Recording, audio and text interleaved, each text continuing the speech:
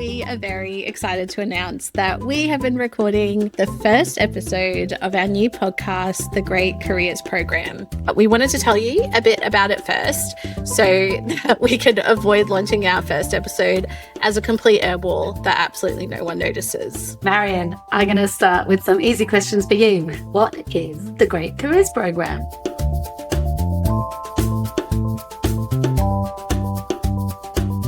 The Great Careers Program is the culmination of work and thinking that you and I have been doing for a while. We started collaborating in about 2021, and since then, as our roles and our work has evolved, the conversation that we started years ago has continued about career education and more broadly the wider purpose of schooling in 2026. And so this podcast is a way for us to bring that thinking to a broader community and to also hopefully shift some perspectives about how to do career education really well in schools. As a name, why is it called that? And this has got to be a question for you, as it was your idea. It was my idea, and it was a bit cheeky. We called it the Great Careers Program. Part of it was informed by being around schools.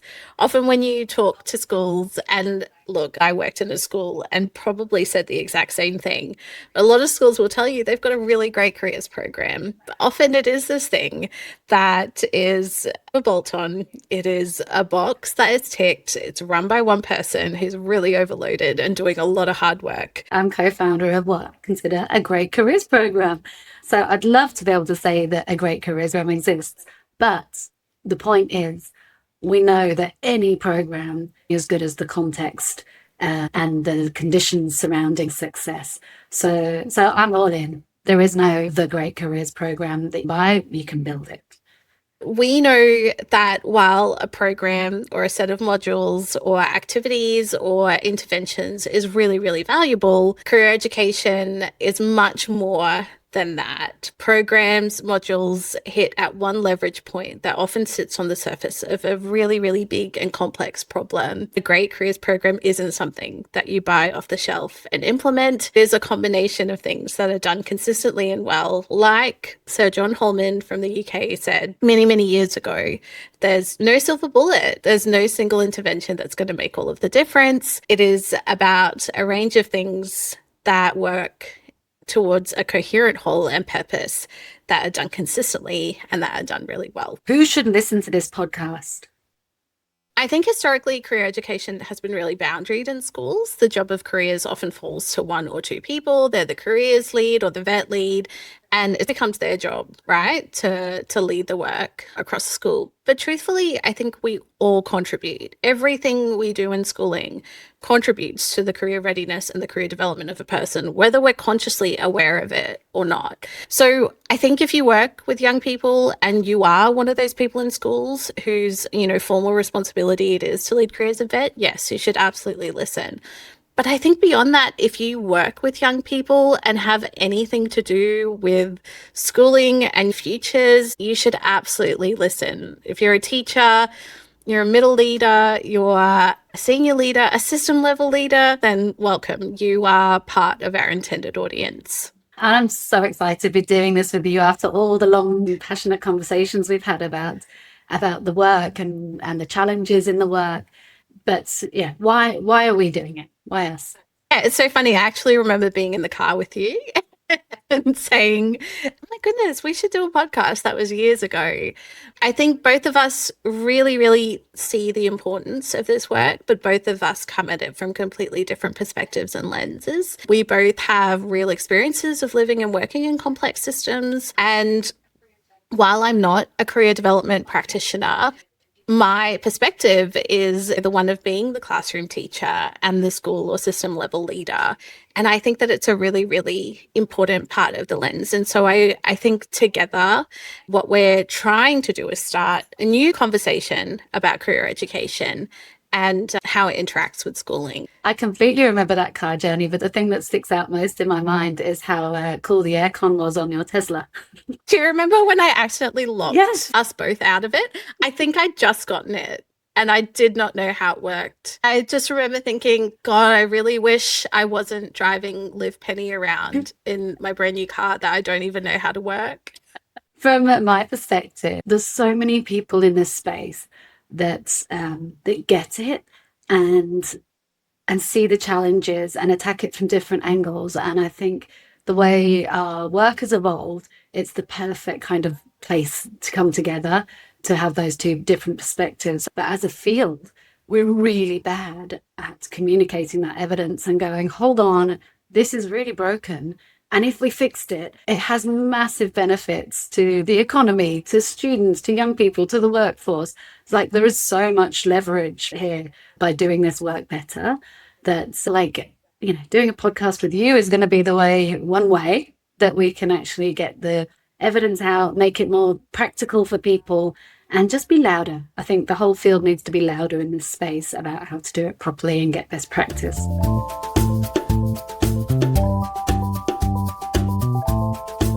A few FAQs. I reckon now we should go ask me anything mode. So we're going to keep the whole podcast fairly unscripted and off the cuff, but these are total surprise questions for each other. So, Marian, in percentage terms, how many teachers and school leaders do you think have already switched off because we've called it the Great Careers Program? Probably like 60%. Do you think? In hindsight. Anything that's got careers in the title. Season 2. But that's a really good point. People think it's not their job. It is a good point. Or highly likely that a teacher or principal has seen it and then forwarded it to their careers leader, which is great. But principal and leader, we want you to listen to. I want you to listen as well.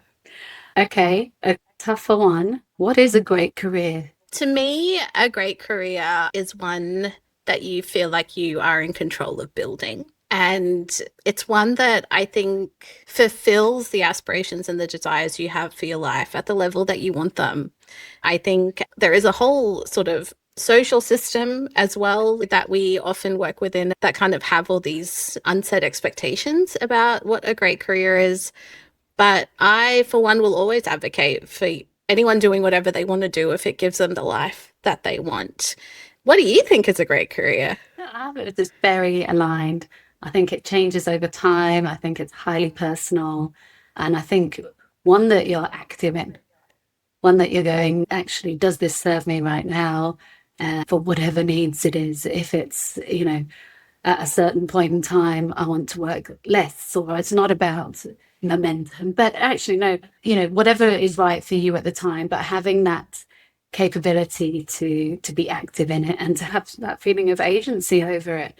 Defining success on your own terms at different times and having the skills to actually navigate it and be open to opportunities and curious. It should be exciting. I think one of the big things about Great Careers programs that I think has failed is that, I firmly believe that thinking about your future as a young person and as an adult is one of the most amazing, it should be the most inspiring and motivating thing you can think about. It's natural human nature to look at the future and go, oh, wouldn't that be awesome? And that drives your focus and kind of spurs you into action to do the hard things. And too often we make it all a bit rubbish. So I think a great career is one that you're excited about and enjoy, but it's on your own terms. Okay, a trickier one. In a year's time, who would be your ideal friends of the pod? Oh, like friend of the pod, like they'd come on and even be questioned by us. Yeah. Can I say 2 people that I would love to speak to about this? I read and follow a lot of the work of Dr. Glenn Savage, who is a professor of education futures, I think, from the University of Melbourne, whose work covers everything from sociology to policy, education. He has written some really interesting pieces that have really resonated with me about how schools market for commercial markets. So Dr. Glenn Savage, if you listen, you probably wouldn't, but look, we'd love to, have a conversation with you about careers and futures. And then the other person whose work that I think really aligns with the way that we think and talk about careers is JP Michelle. I think his work on, broader than careers is also just about agency. And I think that that is something that schools really, really want to focus on and develop in young people. But sometimes I do think that it happens independently of thinking about futures. A friend already who I'd like to be a friend of the pod is Mike Pridis, who's just been doing lots of work on AI and the future. He always has a lot to say, so I'd definitely love to talk to him. Jo Gleason would love to have back and see how her work on students choosing their own careers has gone. And locally, I think in Australia, I think the New Metrics project, moving kind of the how do we measure success, would also be really important. There's so many people. Ken Robinson, but he's dead. It should be kind of a alive or dead friend of the pod, like your dinner party guests. I was also thinking I'd love to talk to some young people and also just some schools and systems who have tried to take a coherent approach to our futures and realize that it's not something that sits independently. So, I guess they should absolutely reach out to us, right? If they want to tell their story, because we'd love to talk to you. Any more questions? No, I think you can go. Okay. Have you got any? Yes, I have 3. My first one is, if you could do another job or career or do something else with your life beyond what you are doing right now, what would you do? That's really hard, because I always thought it would be I think it would still be about young people. I saw a volunteer role the other day, which is around you can go in and help families that are struggling with younger kids, and now my kids are teenagers. I really miss little kids, so I was like, I could do that. You can come and help me. Yes. I'm struggling. Yes, struggling mums. I just like to play with little toddlers, and instead of teenagers that go, oh, bro. Yeah. So I think it would still be something with young people, but potentially that kind of thing. And I also love the world of career development in sport. I find the athletes' careers and career trajectories and the whole athletic identity. We've done a lot of work with cricket, NRL, and Football Australia. I find that space as a really, really significant siloed pattern of challenges, very different to the equity challenges we see across young people at scale. But that career development for athletes is also really interesting. What about you? I want to ask you that question too. You'd be something creative, wouldn't you? Yeah, there's 2 things that probably come to mind, although I don't know what AI is going to do to these professions. So I think one is screenwriting. I love TV and movies. I am married to a filmmaker. So we're those really annoying people that watch things and then just pull everything apart. And I would love to write a series or, a feature film one day. I think it would be really fun. And then the other thing I think I could probably see myself doing is a clinical psychologist. Wow. I think particularly after becoming a parent, the area of perinatal mental health is just such an important one. And so I could totally see myself in a role like that. And I did even look at how many years it takes to retrain, and I was like, no, it's a hard pass for right now. Yeah, for now. Maybe later. Yes, completely. Oh, that's a good question. But I love that, right? Because I think people aren't just their jobs, and people are more than one thing. And I think it's good to see ourselves as humans who have many things that we are interested in and passionate about. My second question for you is, what is your answer to the question, I don't know what I want to do with my life? Love to have a really great answer. Oh, it's not really a question, right? What do I do? Maybe it's... Yeah, what is your response? And I think every parent has probably been there when they ask their young person and they go, all right, well, what do you want to do? And they go, I want to know. Well, I haven't often asked that question directly, but now we're coming up to year 10 subject selection and it's inevitable, you have to. And I know that my own children have both got their massive areas of interest. Like one is like total geography nerd. Like if there was a job, geography, it would be like that, knowing everything about everywhere in the world. There's this amazing game, GeoGuessr, where they just give you pictures of anywhere in the world, just drop you, and you have to, in a couple of minutes, work out where you are by navigating around, looking at signs, looking at the vegetation. It's like they're obsessed with it. So Makes me so stressed. I can feel my anxiety just even thinking about that. I'd be that person, like, I don't know. yeah, I don't know. Like anywhere in the world. And I was just like, is it always got signs or language? Like, no, it could be in the middle of a desert. Mm. Wow. Anyway. So, but at some point, there has to be a like, how do you work this stuff out? I think broad exploration and seeing what you hate and what you naturally gravitate towards and what you're naturally absolutely not. But I think the biggest thing is helping young people see those moments of inspiration, like when something gels and it sparks their interest. How do they dive into that? And you don't want everything to be about, okay, what career is that? But is it gently just going and opening up that world and going, oh, that TV show that you really found really funny, like how would someone write that funny? How do you know if you're funny enough to write that? My daughter thinks she's very funny and would actually love to be a script writer, but it's like working that out softly to go, what are those things you love? What makes that funny? How do you know? How do you train to be that funny? Would they work in a team? Hearing the Ted Lasso crew talk about their script writing process is so much fun. It does sound like the dream job. I just don't think I'll be very good at it. But just hanging out with funny people all day would be amazing, and creating something that makes everyone happy and joyful would be amazing. I think it's just helping them to dive in when they see something that sparks their interest, and then looking at the world as well with open eyes and curious eyes about if there's something you love, like the world of football. What are all the jobs that you can't see in there? If you really wanted to be in that space, what could you be? How do you combine and hack together different ones if you love maths and data or all of those things? So just getting creative and curious, I think, rather than expecting them to have an answer, helping them to just explore broadly. I'd love to have a better answer. I'd love to be able to say, yeah, there's this one test you can do or one conversation to have, but it's so dependent on the individual as well and where they're at in their thinking. My takeaway from that is maybe we should ask a different question instead of what do you want to do? Maybe it's what are you curious about? What don't you know? What do you want to learn more about? Yeah. Fostering that. Yeah. Diving in when you see something that interests you. Yeah, cool. Last question. Mm-hmm. Every day I open up a feed, any feed, and 80 to 90% of it is about AI ruining everything, ruining employment. A lot of it is doomy and gloomy and I suppose everything feels alarmist.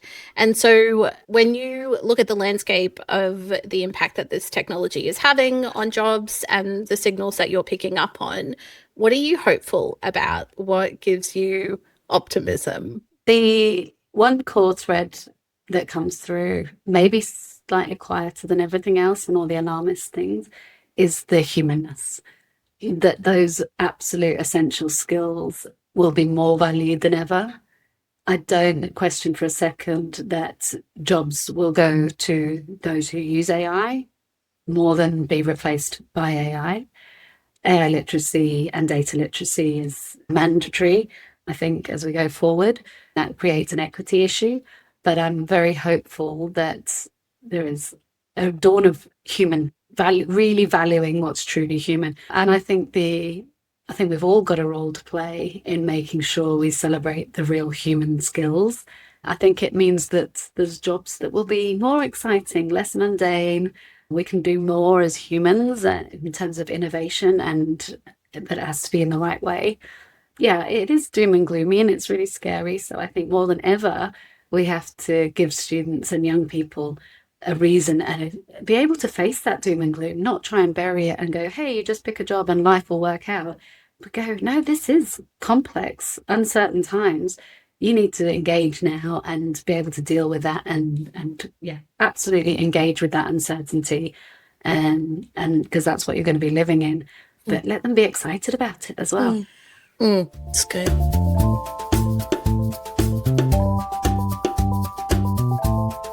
Liv, will you tell us a bit about what will be in the podcast? Okay. So each episode, there are going to be some really serious, valuable bits. We're going to take one piece of data or evidence that's really relevant to what's going on in schools and in students' minds and in students' growth.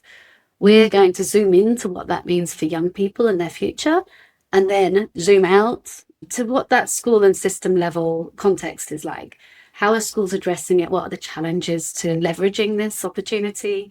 And we'll share success stories, challenges, the policy shifts that go with it.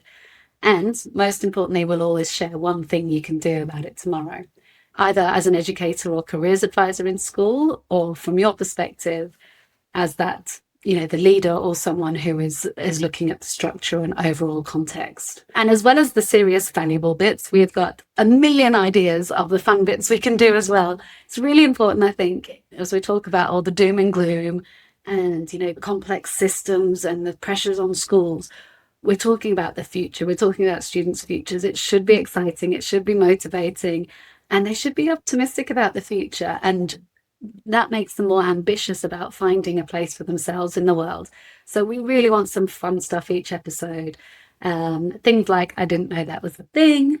We've just come up with a new heck no that we need. We'll have some chaos advice and other fun bits. Tell us about some of the topics we might cover. Okay, in terms of the topics, we've tried to pick the ones that are most relevant to all schools, that people will be experiencing on the ground, not just as careers leaders, not the kind of admin side of the role, but the ones that span the education outcomes, the curriculum, the systems, the structures, as well as student futures. So the first one is about whose decision is it anyway? So are students really making their own choices? And that's great for subject selection time. We can't not talk about AI and how we use that for good in student futures.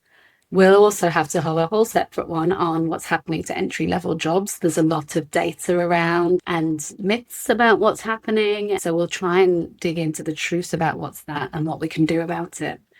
Another episode touches on beyond curriculum, what schools can do structurally and systemically to position students for futures. And of course, future chaos, uncertainty. We might have to call it the doom and gloom episode. How can we create some hope and optimism in it through doing best practice careers education? Liv, why should people listen? These are not new ideas or new challenges. There's so many of us working in this space that are really passionate, close to the evidence, and there's pockets of excellence all over the place, people doing their own things. We really need to reinvigorate those ideas, come together as a collective. So if you feel like you're the one shouting in the wilderness, or often it can be quite a lonely space in schools, if you're the one that gets it and goes, this is really important, how can everyone else not see this? This is where you'll find that voice and that collective, especially when schools and the education systems feel like they're kind of pulling in different directions to what student futures need. We'll definitely have new perspective and fresh ways to persuade others to help you find that voice and build that credibility and power and voice internally. And I think, essentially, it's very easy to buy or be tempted to buy a tidy solution that is the one thing that will do it, a promise of a great careers program, but it is complex work. Two things as we close out. One, in the lead up to the release of the first episode, we would love for you to search the Great Careers Program on your favorite podcast app so you can follow us and get updates in your feed for when we drop a new episode. And you can also find us on Substack. If you just search the Great Careers Program, you can subscribe to our newsletter. We'll do episode recaps. We'll share all the research and thinking that we're talking about in episodes. And it's a great way for us to hear from you as well.